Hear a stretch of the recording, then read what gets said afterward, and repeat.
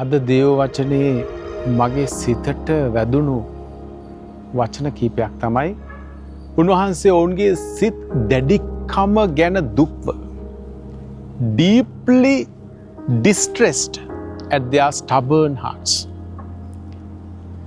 ඔබේ හදවත කොහොමද? සහෝදර සහෝදරියනි, pray with clarity and passion.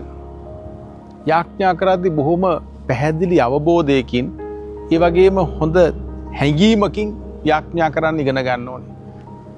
Don't deny the reality. අපි දන්නවා මේ ලෝකයේ තුල තියෙන යථාර්ථය. සමහර වෙලාවට ඔබ යථාර්ථයට වඩා දෙයක් තමයි අයදින්නේ. But believe our God is greater than the reality. මේ ලෝකයේ තියෙන න්‍යායන් අභිබවා යන බලයක් තමයි දෙවියන් වහන්සේට තියෙන්නේ. ඒ නිසා රියැලිටි එකට වඩා දෙවියන් වහන්සේ බලගතු බව අවබෝධ කරගෙන අවබෝධයෙන් යාඥා කරන්න. ජෙස්පීට